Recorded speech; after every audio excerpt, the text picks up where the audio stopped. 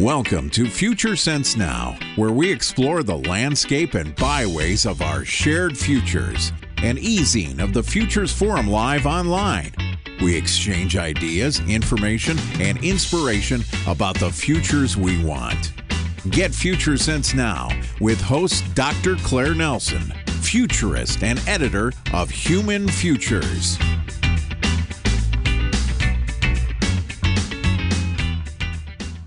Greetings and welcome to Future Sense Now, an online e-magazine of the Futures Forum.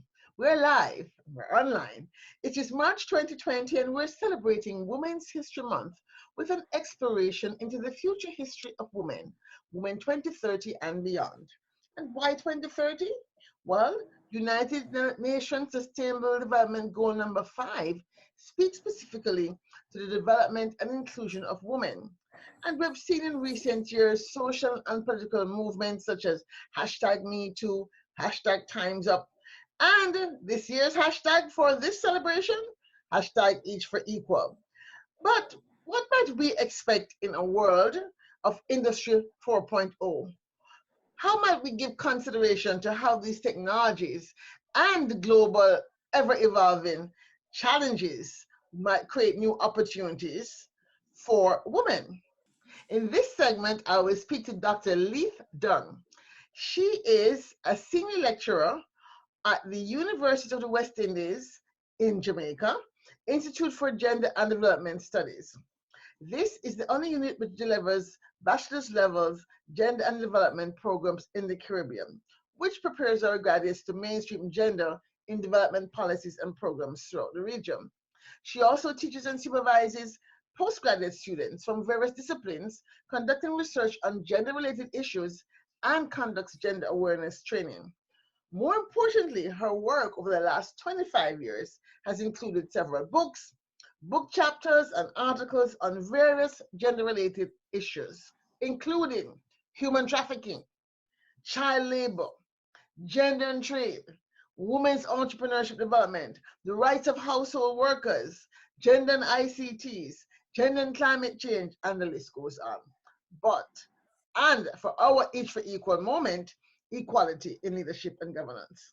She has been named by apolitical.com one of the 100 most influential persons globally promoting equality and gender policies. So without further ado, let me welcome Dr. Leith Dunn, now in Botswana, originally from Jamaica. So we're going to get a very hopefully diverse perspective of what her viewpoint is. So welcome, Dr. Leith. How are you?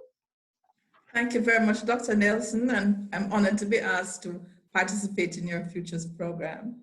Yeah, I'm so excited about talking to you. One of the things we want to do in this series is really look at diverse perspectives of the future of women from the world. This whole project started with a book that came out, I forget when, it was a very famous book on the futures of women. And it was a very Eurocentric perspective. So in starting this project since 2014, I really made an effort to find very diverse perspectives, very diverse sectors, very diverse experiences, in order to kind of create a map eventually of what actually that mesh of women's experiences might look like. So as you think about goal number 5, which talks about end all discrimination, eliminate all forms of violence, eliminate all harmful practices, recognize unpaid work, all of these things that is your daily work for the last 25 years, you've been thinking all these things. How do you see 2030 emerging? How do you think we are going to be in 2030? Do you think we're approaching that? Well, thank you very much for that historical perspective. And I have certain goals that I've been trying to support. So for example, for 2030, I would like to see a significant narrowing in the level of the poverty statistics globally. And when you empower women, you really empower humanity. So reduce poverty in all its forms, not just in terms of economic poverty, but in terms of equal access to technology, finances, training, and so on is one of the areas. Another thing for me is access to sexual and reproductive health and services, because as the ICPD program of action tells us, if women can decide when and if they want to have children, how to space them, they're better in control of their own fertility and can manage better. You spoke about my work on economic empowerment, women's economic empowerment. A study done with the International Labour Organization, the Jamaican Employers Federation. Now, many of our financial institutions, those offering technical support, are helping with small businesses, but they don't use a gender perspective. And what's happening is that there's a gap between what they're doing and the needs that the women have. So the funding might be there, but the women are not accessing it. So by 2030, I'd like to see a narrowing of that whole relationship, which means that women will have better and more equal opportunity to access the resources they need to start a business, as well as build their business, get more government contracts for procurement, scale up their business, and also use the digital space so they can sit from their homes or wherever they are to earn money. And of course, you know that climate change and disaster risk management is critical. Small island developing states like those in the Caribbean really need to have climate change adaptation. We're seeing every single day, Dr. Nelson, evidence of climate change, despite those who would pretend that it's not real. And therefore, by 2030, I would like to see a lot more resources available, a lot more knowledge being adapted so people can, in fact, survive the various impacts of climate change and be less likely to lose lives in disasters. You know, we're going to have the challenges, but if we're equipped to be able to deal with them, that will help. I wouldn't be able to look at 2030 without wanting to see a reduction in violence against women and girls. Very critical because we have a pandemic. We have just seen Weinstein and others being convicted. And that should send a signal that it's not business as usual. So the Me Too movement and all of those, we should be able to see more respect for women. Women should be able to go about safely. Girls should not be getting pregnant through rape and incest and all of those kind of things.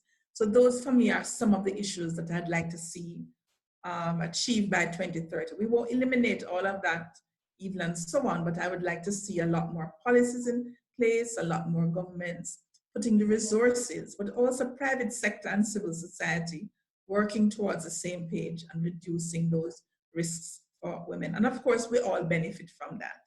Yeah, I want to drill down a little bit on the economic piece, because I think for me, that's one of the ones that I probably most familiar with or concerned about. We talk about poverty and we're looking at small island development states, in this case, in the future of women, then in small island development states. And I want to probably broaden our perspective to the entire 54 nation or 54 member grouping that consider themselves small island development states.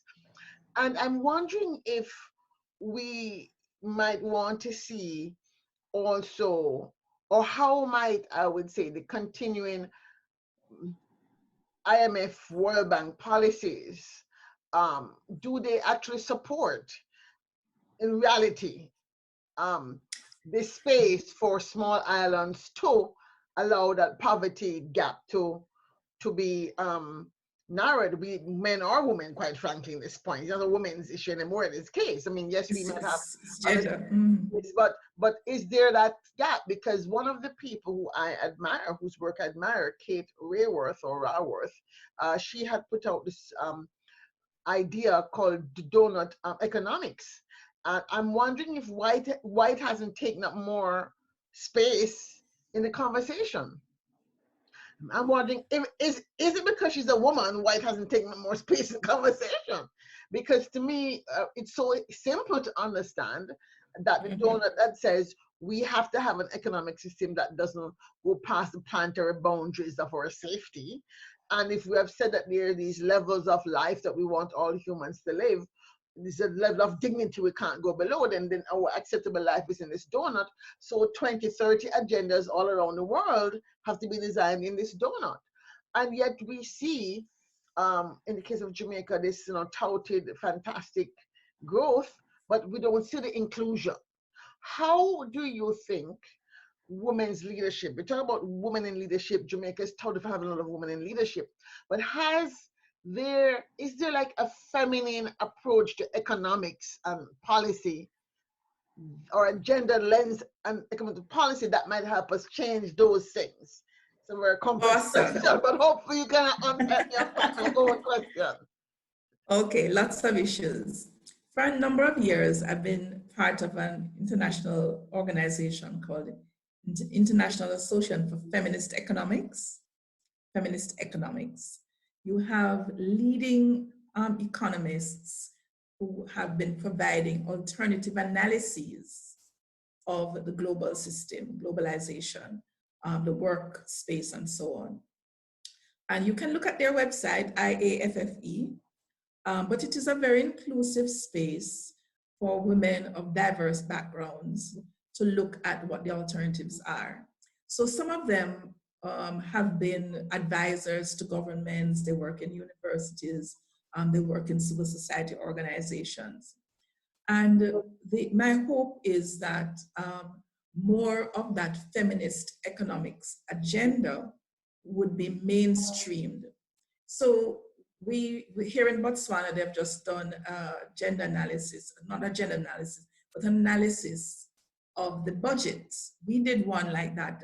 Dr. Michael Witter did one in Jamaica some years ago. And efforts have been made to do a feminist reading of the budgets. How does it differentially impact males and females of different backgrounds, ages, and so on, right? But we have not yet mainstreamed those differentials into economic policies. The Commonwealth Secretariat has done, guidelines, books. People like Mariama Williams has done a lot of work. Mariama and the South Institute, and yet the mainstream economics is not taking on board these differentials. I was hopeful when Ms. Lagarde at the IMF had suggested that, they want to have a more inclusive environment. She has moved on. I don't know if it's, been entrenched or what have you. But we had an interesting conference in Jamaica, and that was part of what, was done. Mm-hmm. So I'm saying that the economic aspect of it, or economic policies, have not yet adequately considered the differentials. And we're not talking about kitchen projects as chicken projects, right? No. We're talking about taking advantage of women's advancement in education, more of them in science, technology, engineering, and mathematics. And I'm not saying there's anything wrong with chicken projects, yeah. And I'm saying that it is much broader than that. The 4G, the cyberspace, the internet allows us a lot more opportunities for economic empowerment as women juggle their reproductive and productive health needs. Not everyone is a mother, but mostly women are the caregivers in their family, right? Uh-huh. So we need to take on board how to create a more enabling space for women to be financially independent, economically empowered, and then you will see the reduction in poverty, right? Uh-huh. So those are some of the things that I think institutions like the IMF and the World Bank need to take on board. So we give lip service, yeah, but we don't actually integrate it into the policies and programs. Canada, on the other hand, has been trying. They have a feminist foreign policy, and they insist that all projects that they support need to have a gender perspective. That's helping to create a tipping point, as Malcolm Gladwell will say, to make that change. The Caribbean Development Bank also has a gender policy. University of the West Indies has a gender policy, but it's work in progress. So we need to be able to build the capacity and have the political commitment at the policymaking level. And the final comment on that is women in leadership. Jamaica is said to have, in 2016, to have the highest percentage of women in leadership globally, but that is at middle leadership. we need to recognize that the structures of patriarchy are still there. Our political system and you know, in terms of industry, private sector, it's still male dominated. The Women's Resource and Outreach Center did a study a few years ago, which we all supported, and it showed that 33% of the persons in leadership in the public sector are women, 16% in the private sector. So we're inching along, Yes. but we need to have much more aggressive policies and commitments to be able to radically change that whole paradigm. Yeah.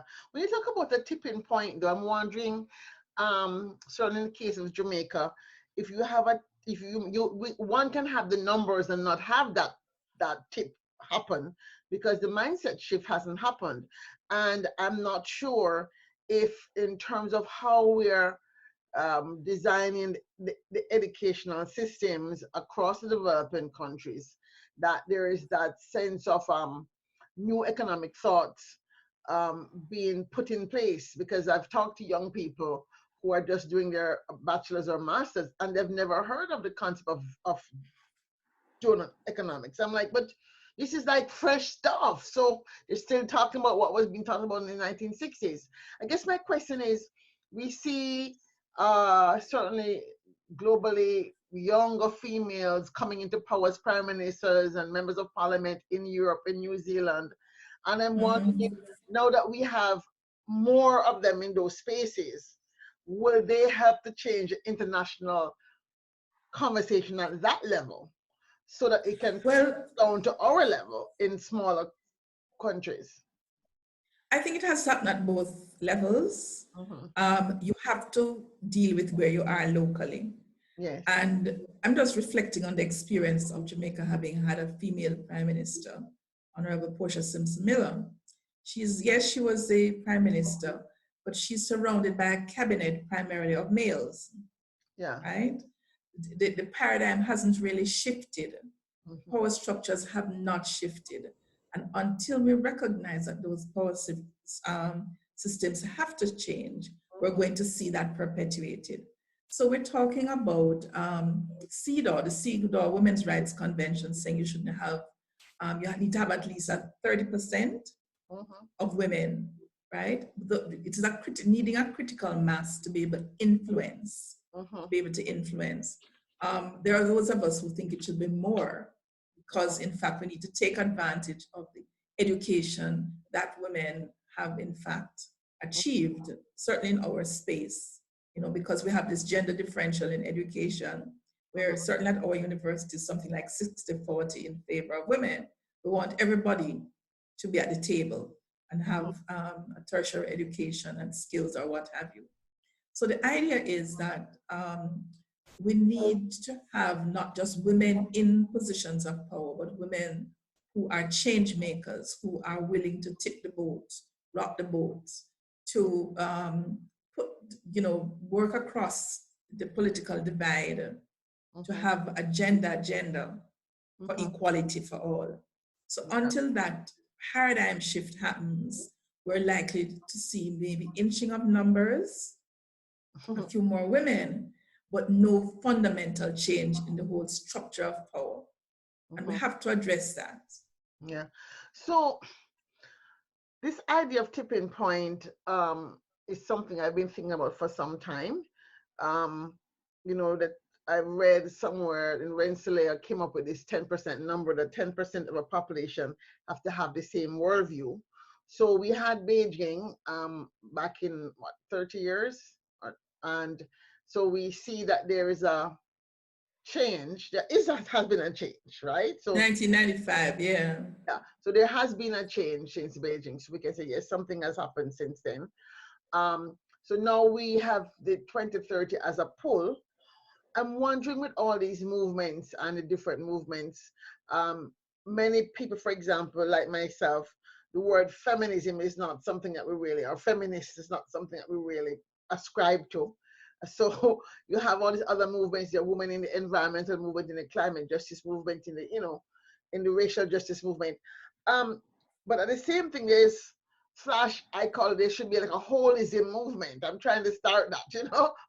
It actually is all pieces of the same, all these threads from the tapestry of life, which we're trying to make better for more people.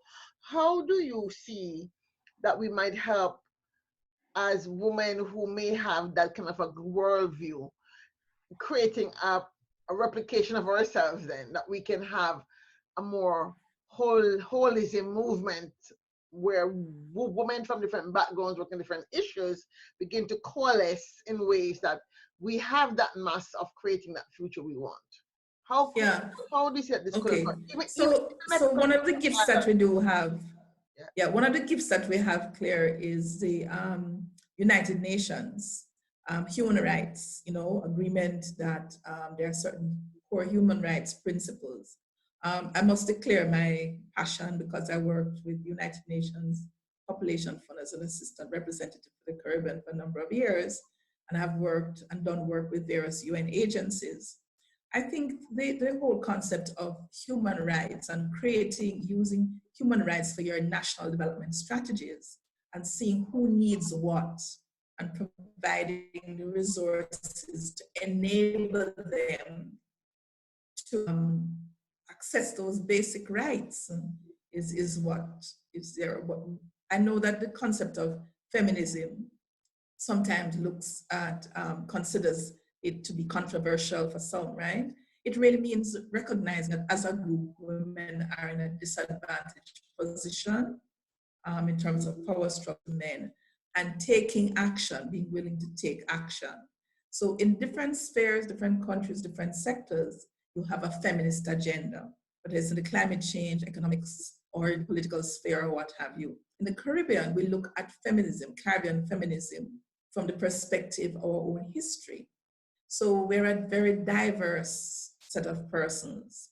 So the experience of subordination of women is going to be in relation to race, class, ethnicity, age, disability, nationality, and so on. So you look at all of those intersecting factors and recognize that we use the tools of gender analysis to identify who needs what and integrate gender perspective policies and strategies. And that means that how you decide or you allocate the money that you do have at your disposal, So the worldview for me that you're speaking about is the human rights and the global human rights agenda. There may be some new things or what have you, but for me that works, Yeah. I guess the issue with human rights agenda, it is not an ism. And I say that very seriously because I realize that there's something about having an ism that makes it move faster or makes it move in a different. Like how? I say this because when we look at, let's say, feminism, for example, or racism, for example, that term means something to some people. When you go human rights agenda to most people, it's a nice thing, but it doesn't have the same mass appeal. And part of this change process is identifying words that can help you create a story very quickly, whether the story is like a pro story or an anti story, but the story is easy to be understood and encapsulated. So I think that's one reason why I would say yes, the human rights agenda has made a difference, but you don't hear a lot of regular people go around talking about the human rights agenda. And then well, what's interesting, you hear kids talking about their rights now, right? That's true. Talking about their rights. And if you look at our television, channel, people are demonstrating for rights and justice around water, light, police brutality, and what have you. So it works for some of us. Yeah, so maybe it's not human rights, it's just the rights that work. So okay, so rights. We can rights, yes, and it says that governments people have basic rights, and we need to ensure that we create an environment where people can have those basic rights. You good? Yes. Yes, so this issue of rights, I hear you. So then rights probably is what it is. So when you think about this then, you've been a leader. It says you were named one of the top most 100 most influential persons globally. That's a very, important designation. I think there's a lot of people in the world. So being in top 100 promoting global. What do you see as somebody who's been making change already, right? How does your personal passion for this issue guide your approach to change making? Because what you said was like, it's no point in having women in the slots who are not going to be willing to be change makers. Is change making something that is somebody's born with, or is something that we can help to inculcate in more of these women that are now occupying these seats of power or proximity to power? Yes. I mean, as a believer, as a Christian, I believe that each of us has a purpose in life. I was totally shocked when I got that was named, and it was only for 2019, by the way, 2019. But it said to me that, yeah, 2019 was a good year because in addition to the apolitical.com, the Sir Optimist International in Kingston awarded me the Stella Gregory Award for my work on gender. Mhm. And then the Jamaica Observer named me among the top 12. So I said, oh my God, am I going to die now? but, but, but really, it said that you're doing work in the trenches and you're not doing it for recognition, but it is having a multiplier effect in different ways. So for example, when I think of the resistance that we would get initially about anything to do with gender or feminism, yes, I'm seeing in my lifetime more governments, more institutions in both the public and private sector recognizing the importance of gender.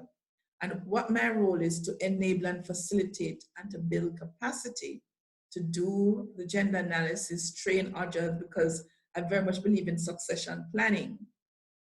So for me, I'm gratified when I see students taking the baton and running with it, finding their own space. And my job is to create that enabling environment to help them. So we have, for example, Kimberly Carr, who was one of the first graduates, who was employed as our research assistant at the Institute at Mona.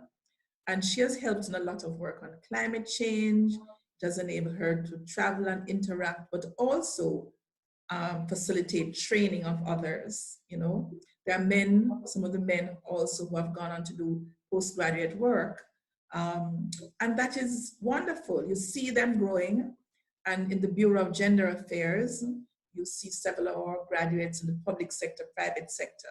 So to me, being able to use the opportunities and the space to be able to influence change, right, or advise on the integration of gender has been one of the most rewarding aspects of my work. And the hope is that people will no longer see this gender business as something off the wall. And we also insist on the empowerment where there are males who are disempowered. We need to look at what their specific needs are, you know, and also enable them to grow. Similarly, persons with disabilities, we do a lot of work, persons with disabilities. So gender is a cross-cutting issue. Yeah. In the SDGs and in everything, has been a very exciting space to do research, teach, and do advocacy policy work. If you had to pick, besides the gender issue, right? If you had to pick one issue about how we share the future, because I see the future as a shared space. So we're trying to create this improved shared space.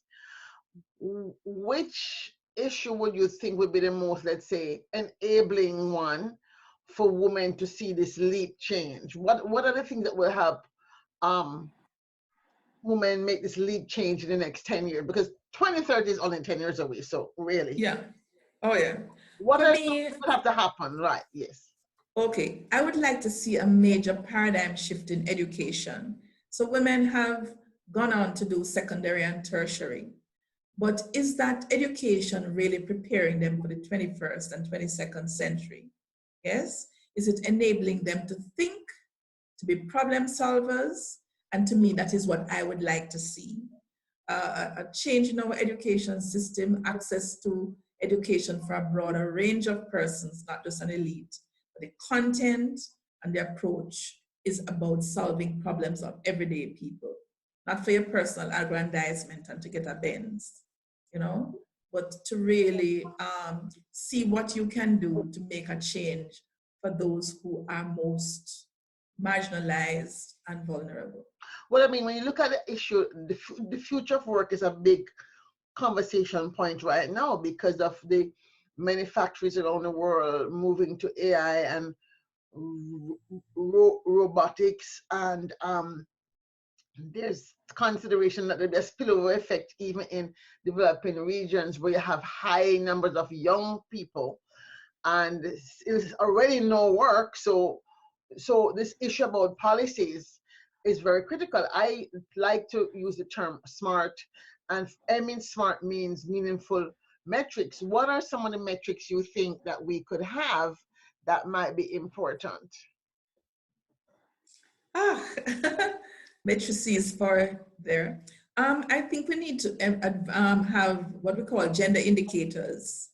How many IT jobs, for example, how many businesses, and it's not just the jobs, it's creating jobs, because globally you recognize that more jobs are created by small businesses than by large businesses. So that is certainly one of the things that we would like to see, you know. Mm-hmm. I want to also see women with disabilities. It's International Women's Day. I'd love for men as well, but we're talking about women.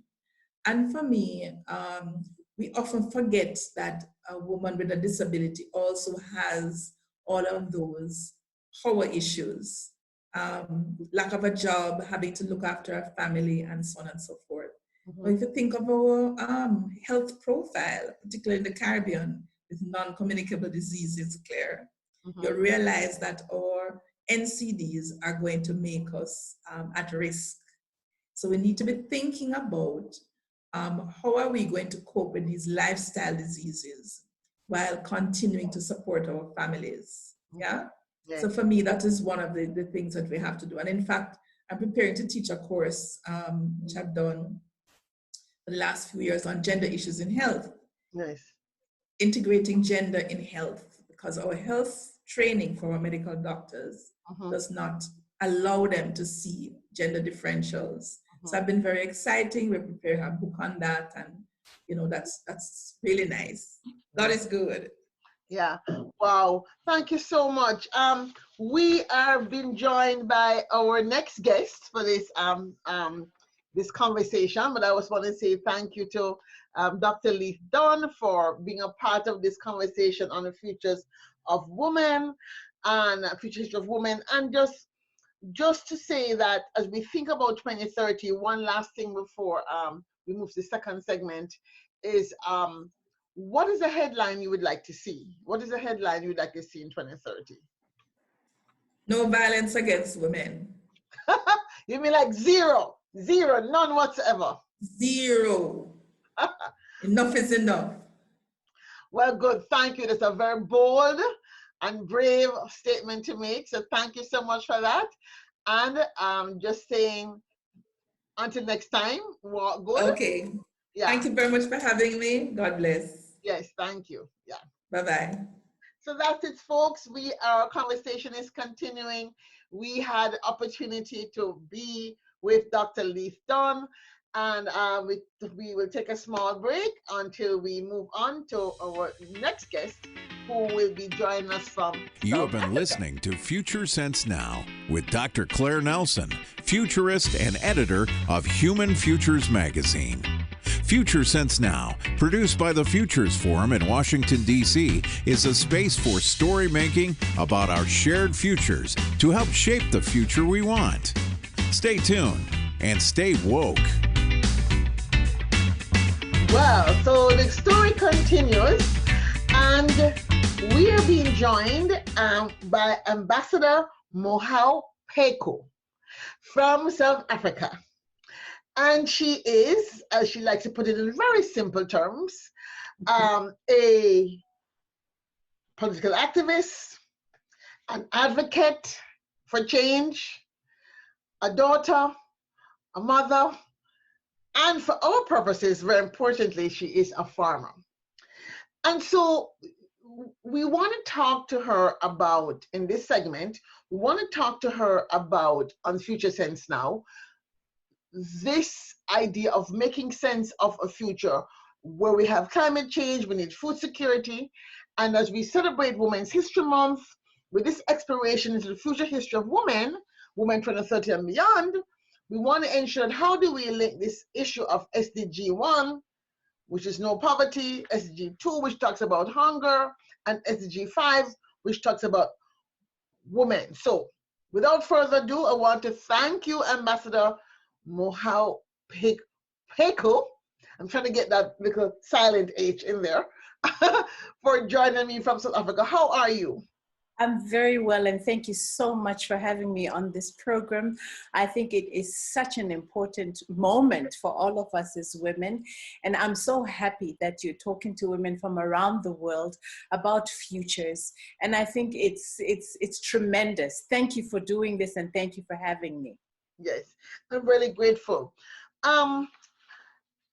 First of all, when I found out you're a farmer, I got excited about that because, you know, many of us are moving away from farming. Many people think moving away from farming is the way to go. But when we look at the SDGs and we look at the fact that as humans we'll have to eat, despite the movement to manufacture more meat or fake meat, impossible meat, or to manufacture lab-grown cells of beef or whatever, the fact remains that humanity will require that we continue to eat. So I want to start our conversation by saying, as we think about the grand scheme, Agenda 2030, that says, between now and 2030, end poverty and hunger everywhere, combat inequalities within and among countries, and to build peaceful, just, and inclusive societies, to protect human rights and promote gender equality and the empowerment of women and girls, and to ensure the lasting protection of the planet and its natural resources. Situate yourself for me in 2030 and how you see us emerging and your work emerging in that space. What does 2030 feel like? How does it feel like it's coming along for you? I think that in 2030, certainly we will have made a major paradigm shift, not because we want to, but out of necessity. It's an imperative. We can't keep farming in the way that we are farming now, purely because we are confronted by climate. It's a reality for us.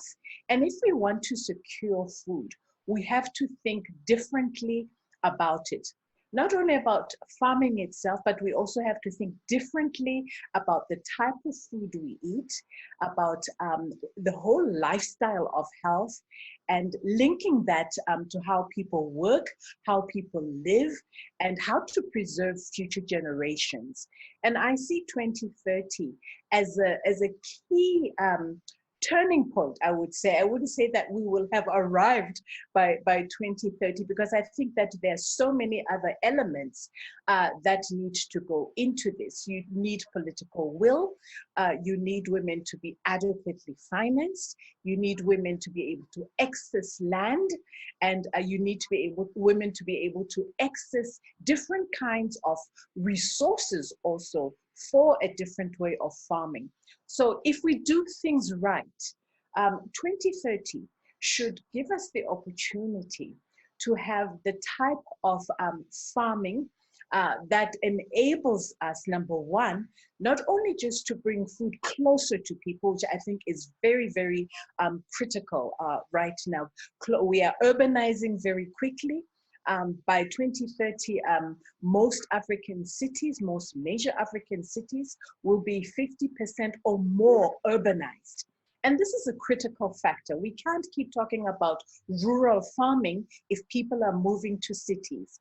And that will necessitate that we also change the nature of how we farm. It may not be field farming.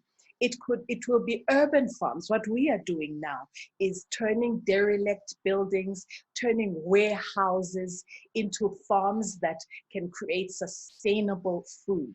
And this is very, very critical. What kind of food are you farming in these warehouses? What we're doing in the warehouses now is growing herbs. And you have to bring the whole reason why we think urban farming is important, besides the fact that you don't want your food traveling for miles and miles and getting to the market wilted and unhealthy for people. But it is to, again, regenerate, re-inspire a whole generation of younger women who can come into the farming. Women are farming now, 59%. Of the farming industry is conducted by women. They don't own the farms, but by bringing it closer to women, this certainly gives them the opportunity to do so. In the warehouses, you are able to convert these spaces into farms, maybe a 10,000 square meter warehouse, for example, would be growing food on perhaps 30 hectares of land. So if you layer either going up or going wide, it certainly gives more food growing per square meter. So that's one thing. It's faster growing as well. You are controlling the manner in which the food grows because you are controlling for climate. So that brings new technologies as well into the farming industry. Yeah. And you are also bringing new growing methods. So you are also upskilling women to be better growers so that you have the best product on the market. I want to step back a little bit, we kind of jump straight into it, and I did like that. But I want to understand a little bit more about the space in which you're working. I've only been to Durban, and I certainly had no time to visit the city as there's a conference. But tell me, you are where, in Johannesburg? I'm in Johannesburg. Right. So the news coming out of Johannesburg for most of us is it's like chaos. Sounds like chaos, but obviously I know, for someone like myself who goes back and forth between Kingston, Jamaica, and Washington, D.C., Kingston sounds like chaos from the outside. So I'm always surprised when I land and see that, oh, life is actually normal. So we're how many years now out of apartheid? We have a situation where we still have, high levels of inequality despite the law. The government has not been able to really treat with the issue of land reform in a way that we would have liked to see. As an activist, I'm working with women, and yes, you're working with urban women. As an activist, though, from a national scale, how do you see this issue of the fact that we have women farmers? Is it that traditionally the land was always owned by the group anyway, and therefore that still remains okay? Or is it that you have like two systems juxtaposed, where on the one hand, in the mainstream society, it is privately held land. In the tribal society, it is communally held land. And the banking systems of, let's say, the mainstream have not changed to allow these traditional ways of being to be part of the system. What is happening? And I need to understand. Could you explain that for me? We are 26 years since the first democratic election. So in a sense, democratically speaking, we are toddlers. That's a fact. And in a way, we have to be a little bit patient with ourselves. And I think it's important to be that, because it helps us to really clean up the policy space in order to really, I think, confront the challenges that face us, and they are numerous. We have one of the worst Gini coefficients in the world, in that we are one of the most unequal, if not the most unequal society in the world. And of course, that stems from our own history as South Africa, which lived under apartheid for many, many generations. And it is going to take another many generations to transform those relationships. And I think at the center of this is the question of land redistribution. You will recall that prior to colonialism, we were people who owned land. I speak for my own family. My parents, my grandparents owned land. They had livestock. They had farms.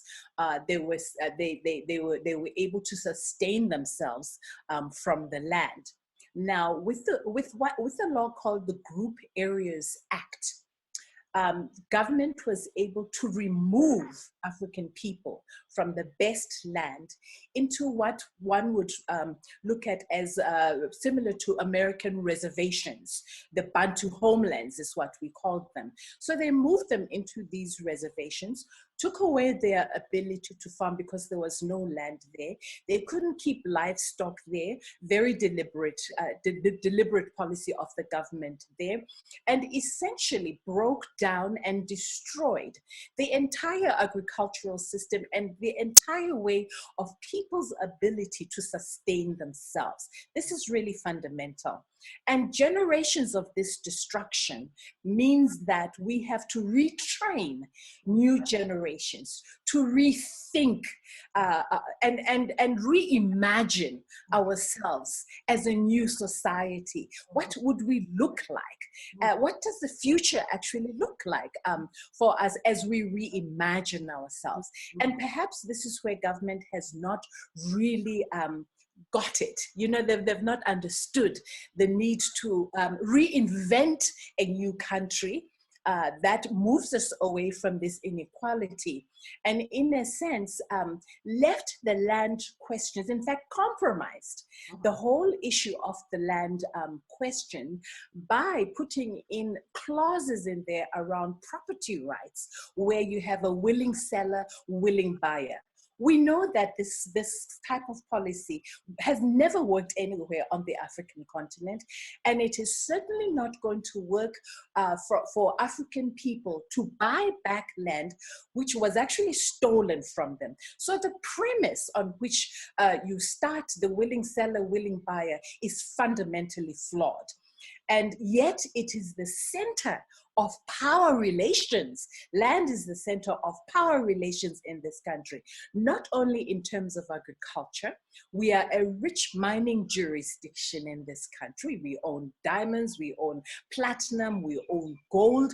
So it is not just agricultural land, but it is the resources of production that African people still do not own, because that power is still held by a white minority, which still controls a large portion, in fact, a major portion of this economy. So when you bring in the financing and you bring in the banking system, they don't see African people as bankable people or as people who have the ability to actually borrow money in order to make themselves more productive. So you have a lot of unbanked people in this country who should. You still have millions of women who cannot access credit from your banking system. So these are huge challenges. There's a big debate right now around whether we should expropriate land from the white minority. It's a huge debate in this country.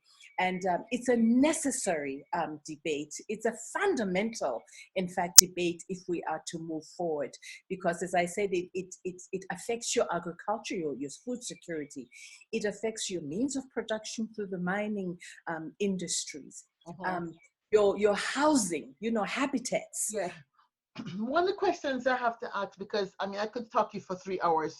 We'll have to go back, we'll have to bring you back for another issue on food security day. But I want to go back to this issue of this, how to create this future.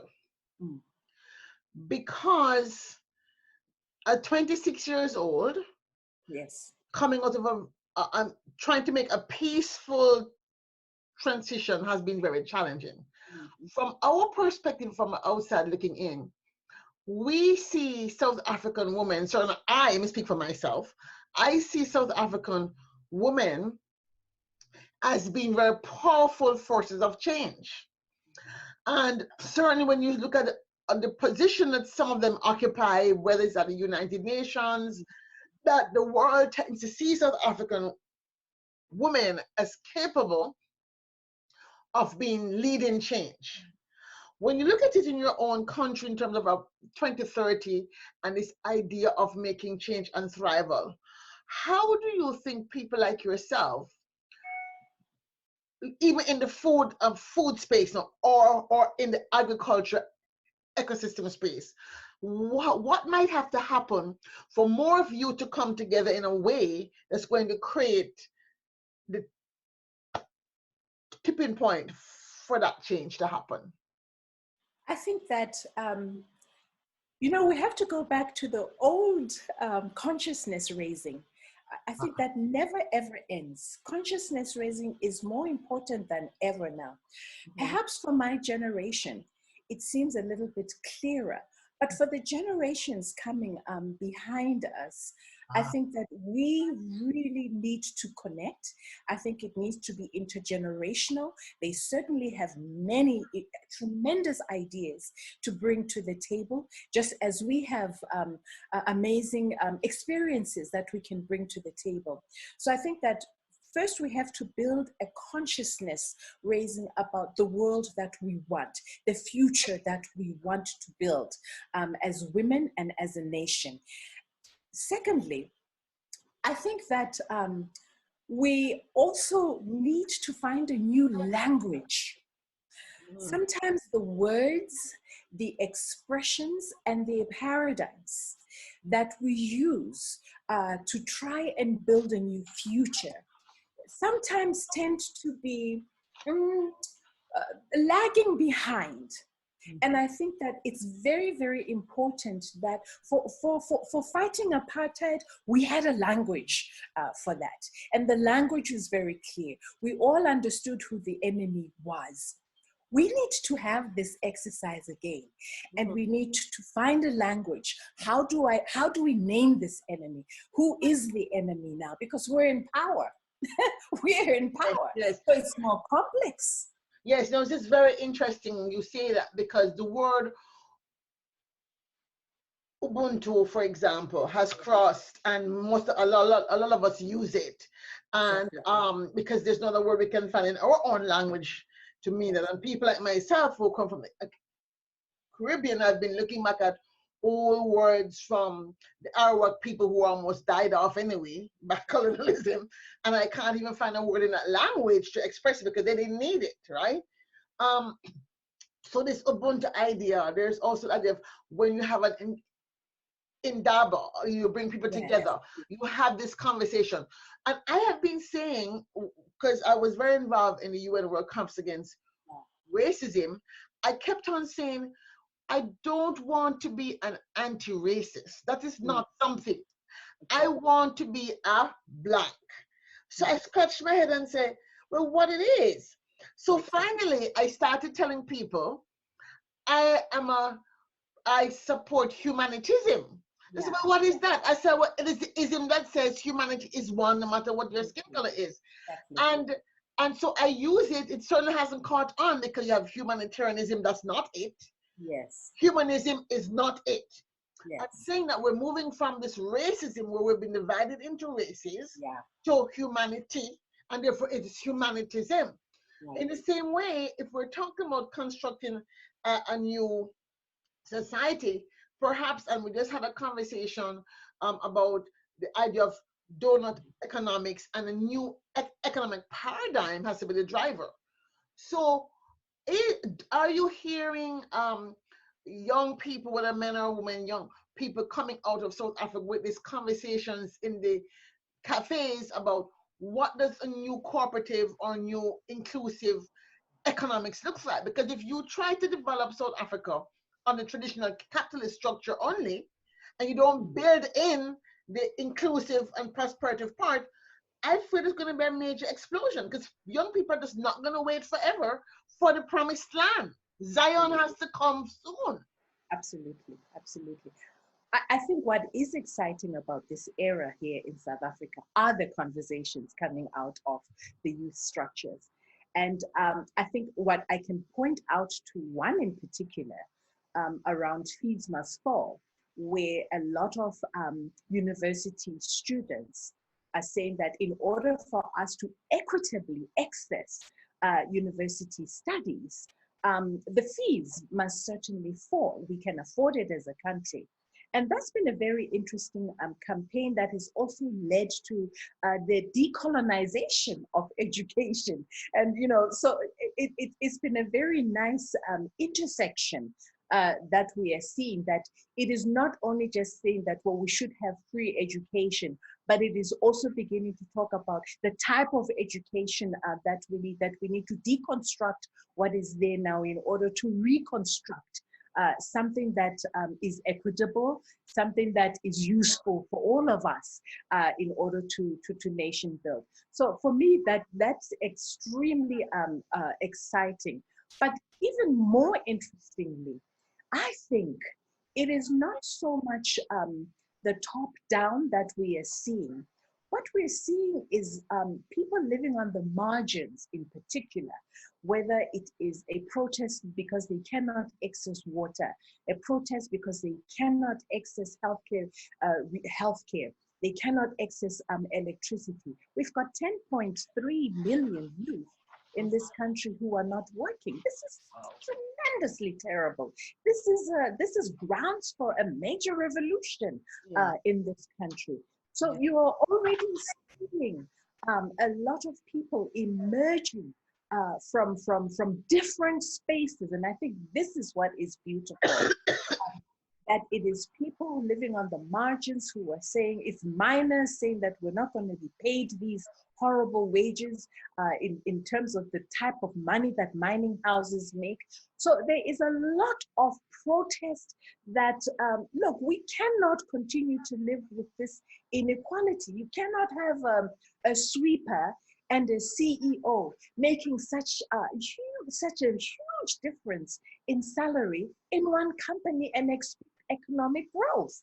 It cannot happen. So I think we are beginning to see a lot of these debates in the cafes, everywhere. I mean, everybody is talking about these issues, but young people in particular are saying that we need a new future. We need something different. This is not it.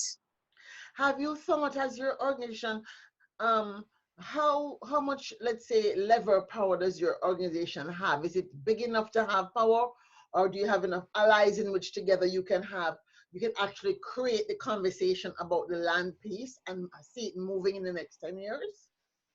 What we are doing right now is building a coalition of different women across the country and in the region, in fact, because this is not only a South African problem, it's a Southern African problem. Okay. It's women throughout the region in all 15 countries in Southern African country that are experiencing and facing the same challenges on land, the same challenges around the ability to produce food and for food security. So we are at the stage, in fact, last week we were discussing how do we connect and how do we intersect the issue of food with healthcare, the issue of food with education, the issue of food, of course, with land, but with water. You know, who has the right to water? And just beginning to talk about these public resources, the right to health. What does that actually mean when you link it to somebody who's HIV/AIDS, who needs to eat good food in order to remain healthy?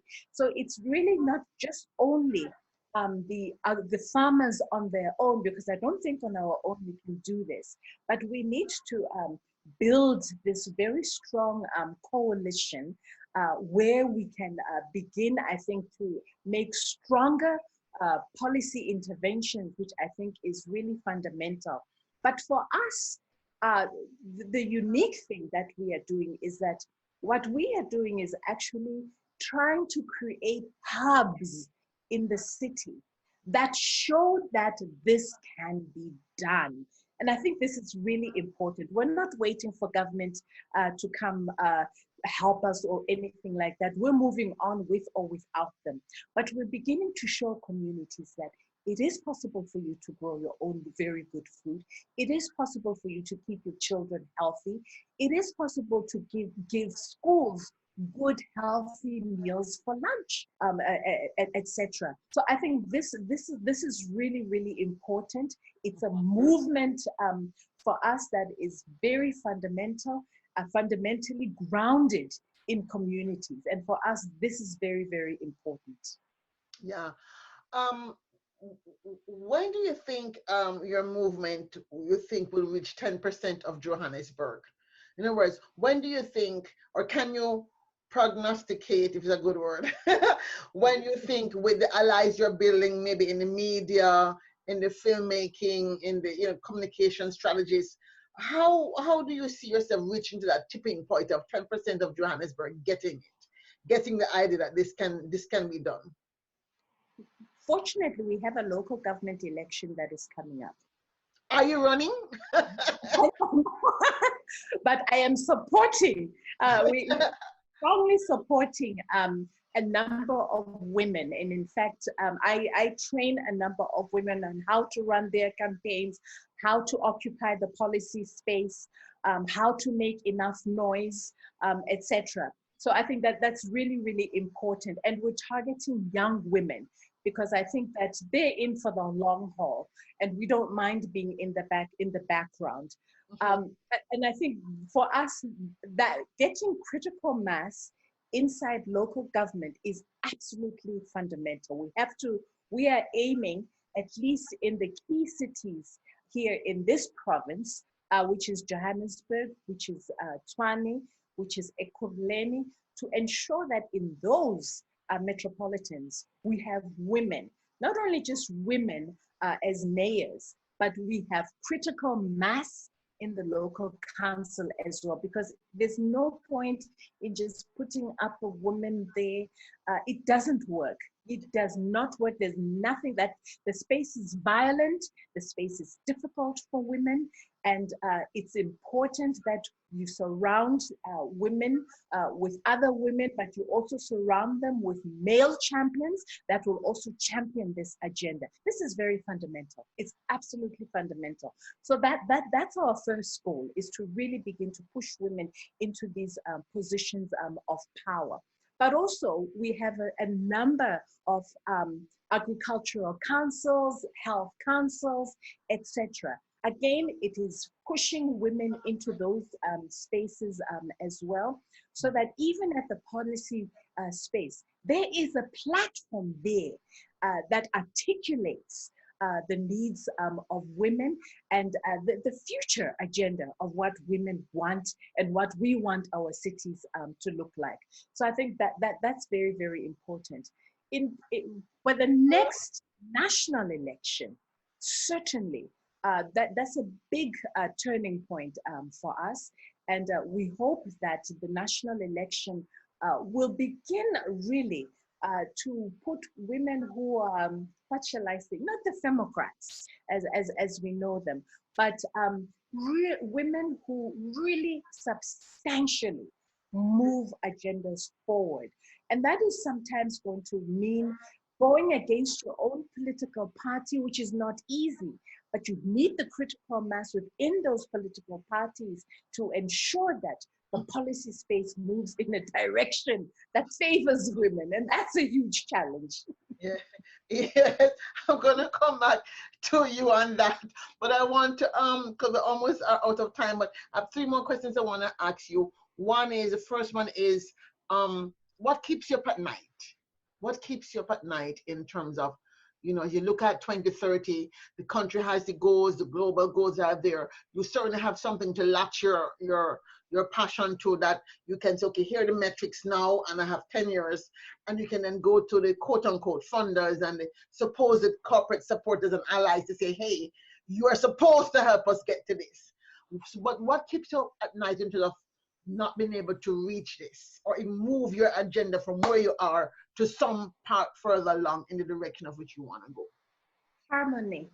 What keeps me up at night is harmony, because you can have a brilliant agenda, you can have brilliant allies, but the world is more complex now, and there is a lot of people who are coerced into other agendas.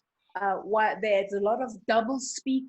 Now you may be moving with somebody, but at night they're talking to somebody else. So keeping ourselves coherent is really, really complicated. It's extremely complicated, and understanding everybody's agenda within coalitions, within networks, is becoming increasingly challenging. You may think that we're like-minded, but you're constantly having to be tested on that. And I think for me, that's what keeps me awake, to think, are those allies still going to be with us when the real debate needs to take place? That's the reality. That's the reality. Are you optimistic that you will have enough what I call points of leverage? And what do you think those points of leverage that might be to keep you, however, moving forward? Are you optimistic, pessimistic, or neutralistic? You're an activist, so you have to be optimistic. I'm not going to ask that question. No activist is not optimistic. That's not a question, right? I'm all three, Dr. Claire. I'm all three. I mean, I think that there are days when you are so optimistic because you see things moving, and you think that you discover that some of the spaces that you've been working on and working within are beginning to transform, and sometimes that comes as a major surprise. And then there are days when you're just so pessimistic because everything that you built up is just on the edge of collapse and tipping over. And and you just think, well, how are we going to start rebuilding this again? It's a mammoth task. So I think that you sort of swing from one extreme to the other, but I think I try to keep extremely optimistic, because I think it's important to see the future as possible. Because I think if we start from a position of impossibility, then we might as well go home. So I think it's important to think big, to look far ahead, and begin in very small areas to begin to see small changes. They are incremental, and we have to keep making sure that that increment speeds up the pace. But I think that I am optimistic most days. As long as I don't talk to a lot of politicians, I'm fine. This is so good. Tell me your headline. Tell me your preferred headline. 2030 Johannesburg newspaper / television / micro news on the web, whatever. What does that headline say about women in Johannesburg, the farming movement, the urban farming movement that you're leading? What are you seeing? Women grow food locally and supply globally. For me, that's a huge one, and I think we have to think huge like that. And I think it is possible to feed the world, and we have been already. This is nothing new, by the way. We've never been given credit for doing it. So I think that in our own hands, it is certainly possible for us to grow locally and feed the world globally. I think this is, for me, this is the 2030 headline that I see. Well, that's it, folks. I just want to thank you so much, Ambassador Mohau Pheko, for joining me on this element of Future Sense Now. Thank you. Thank you so much. It was such a pleasure to talk to you, and the very best wishes for this broadcast. I think it's wonderful. Yes. So if you stay with me as I close out, so thank you for joining us on Future Sense Now, where we explore salient ideas for sustainable futures. We have come to the end of a great conversation, but the story continues being written by all of us. Creating the future we want is our shared responsibility. And remember, it is better for us to act as the parent of our future than the child of our past. So as we say in Jamaica, walk good and safe journeys.